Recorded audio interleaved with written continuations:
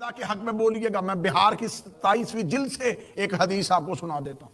بہار کی 27ویں جلد میں چوتھے امام سے علامہ مجلسی نے ایک حدیث کوٹ کی ہے. معصوم فرماتے ہیں کہ من لعن الجبت و طاغوت لعنتاً واحدہ, جو جبت اور طاغوت پر, دو اشارے کیے معصوم نے, جو جبت اور طاغوت پر ایک دفعہ لعنت کرے, معصوم فرماتے ہیں 70,000 مرہ حسنہ, اللہ اس کے نامہ اعمال میں 7 کروڑ نیکیاں لکھ دیتا ہے. اور صرف 7 کروڑ نیکیاں لکھتا نہیں, 7 کروڑ گناہ مٹا بھی دیتا ہے. صرف 7 کروڑ گناہ مٹاتا نہیں, معصوم فرماتے ہیں کہ اس کے جنت میں درجے 7 کروڑ بڑھا بھی دیتا ہے. جب سے میں نے چوتھے امام کی یہ حدیث سنی ہے تو میرا حق بنتا ہے کہ میں منبر میں شیعوں کو بتاؤں کہ معصوم نے یہ لفظ کہے ہیں کہ جب بھی کوئی جبت اور طاغوت پہ, زہرا کے قاتلوں پر لعنت کرتا ہے تو اللہ اس کی نیکیاں لکھتا ہے.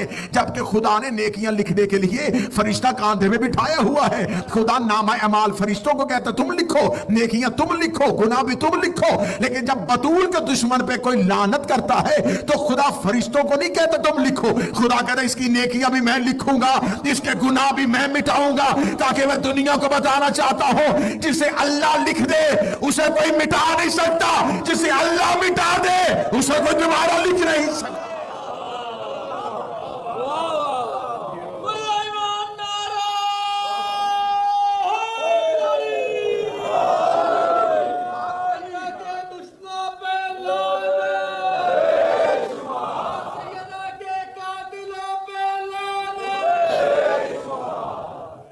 جناب سیدہ دربار میں آتی ہیں اور جناب سیدہ دربار میں آ کے خطبہ ارشاد فرماتی ہیں. اور جناب سیدہ جو پہلا مطالبہ کرتی ہیں,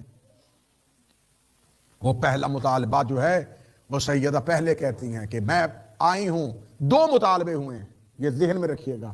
جناب سیدہ کی تحریک کے دونوں پہلوؤں کو دیکھیے گا. جناب سیدہ نے ایک مقدمہ دائر نہیں کیا, 2 مقدمے دائر کیے. پہلا مقدمہ جناب سیدہ نے کہا میں اپنے بابا کی میراث لینے آئی ہوں, کیونکہ میں اپنے باپ کی اکلوتی بیٹی ہوں, مجھے میری میراث دو. وہ میراث جو مدینے میں میرے بابا کے پاس. اب یہ جو میراث کا مسئلہ ہوتا ہے نا, یہ بڑا نازک مسئلہ ہے. میراث کے احکامات ایسے ہیں کہ یہ بڑے نازک احکامات ہیں. جناب سیدہ ابھی نئی خلافت بنی اور جناب سیدہ کہتی مجھے میری میراث دو. سامنے سے حاکم کہتا ہے کہ زہرا کون سی میراث, نبی تو کوئی میراث نہیں چھوڑ کے جاتے. اتنا جملہ کہنا. اب جناب سیدہ کس لیے آئی ہیں؟ علی کی خلافت منوانے کے لیے, علی کا حق منوانے کے لیے. جناب سیدہ سے جب اس نے کہا کہ نبی تو میراث چھوڑ کے نہیں جاتے, تو میں کیوں, تمہارے پاس کیا دلیل ہے؟ اس کا میرے پاس حدیث ہے. اب میں نے کل آپ کے سامنے کہا تھا کہ 500 حدیثیں جلوانے والے نے, حدیث کے بیان کرنے پر پابندی لگانے والے نے, حدیث 100 سال نہ کسی کو پڑھنے دینے والوں نے زہرا کے سامنے حدیث پیش کی. اب سیدوں کو پتا تھا کہ انہوں نے حدیث پر پابندی لگانی ہے اور انہوں نے کہا ہے کہ قرآن کافی ہے. یہ حدیث پڑھتے رہے اور زہرا جواب قرآن پڑھتی رہی, اور قرآن کافی کہنے والے آگے سے لے کے آئے. یہ ایک حدیث ہے, من گھڑت حدیث بنائی ہوئی. رسول نے کہا, بی بی نے کہ اس حدیث کا راوی کون ہے؟ یہ میرے بابا نے حدیث کس کو کہی تھی؟ کہنے لگا مجھے کہی تھی. یہ مناظرہ میرا نہیں ہے, سیدہ خود بول رہی ہے. سیدہ کہتی ہے کس کو کہی تھی یہ حدیث؟ کہتا میں نے سنی ہے, میں قسم دیتا ہوں میں نے آپ کے بابا سے سنی ہے. بی بی دے کے کہتی یہ حدیث میرے باپ کو مجھے کہنی چاہیے تھی, تمہیں نہیں. ان کی اولاد میں تھی, میرا بابا مجھے کہتے کہ فاطمہ میرے بعد مطالبہ میراث نہ کرنا, ہم نبیوں کی میراث نہیں ہوتی. تو میرے بابا نے یہ حدیث مجھے نہیں کہی, تمہیں کہہ دی.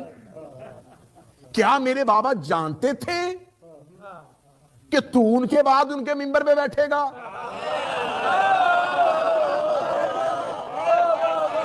اگر میرے بابا یہ جانتے تھے تو غدیر میں انہوں نے تیری حکومت کا اعلان کیوں نہیں کیا؟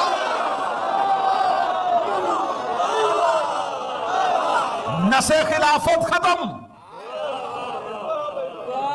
سقیفہ کا اجتماع ختم ایک دلیل کے ساتھ. بی بی نے کہا یہ حدیث مجھے کہنی چاہیے تھی, تجھے کیوں کہی؟ تجھے اس لیے کہی کہ تو بعد میں ممبر پہ بیٹھے گا اور اگر میری بیٹی آ جائے تو آگے سے یہ حدیث پڑھ دینا. تو اس کا مطلب میرے بابا جانتے تھے کہ تو بیٹھے گا. اگر میرے بابا یہ جانتے تھے تو غدیر میں تیری حکومت کا اعلان کیوں نہیں ہوا؟ اور اگر یہ کام تم نے حکومت بنانے کا میرے بابا کے حکم سے کیا ہے تو پھر تم نے 3 دن سقیفہ میں اجتماع کیوں کیا ہے؟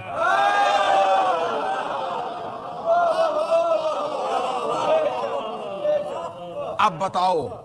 پھر یہی پر بولتے ہوئے شہزادی نے کہا کیا قحافہ کا بیٹا تو نے اپنے باپ سے کوئی میراث نہیں لی؟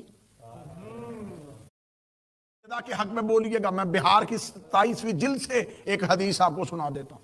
بہار کی 27ویں جلد میں چوتھے امام سے علامہ مجلسی نے ایک حدیث کوٹ کی ہے. معصوم فرماتے ہیں کہ من لعن الجبت و طاغوت لعنتاً واحدہ, جو جبت اور طاغوت پر 2 اشارے کیے معصوم نے, جو جبت اور طاغوت پر ایک دفعہ لعنت کرے, معصوم فرماتے ہیں 70,000 مرہ حسنہ, اللہ اس کے نامہ اعمال میں 7 کروڑ نیکیاں لکھ دیتا ہے. اور صرف 7 کروڑ نیکیاں لکھتا نہیں, 7 کروڑ گناہ مٹا بھی دیتا ہے.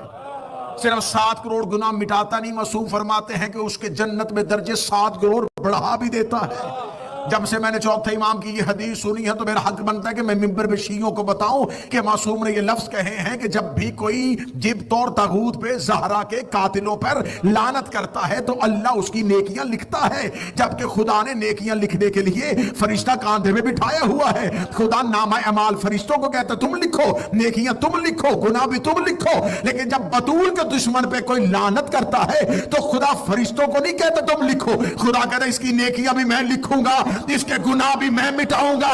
تاکہ میں دنیا کو بتانا چاہتا ہوں جسے اللہ لکھ دے اسے کوئی مٹا نہیں سکتا, جسے اللہ مٹا دے اسے کوئی دوبارہ لکھ نہیں سکتا.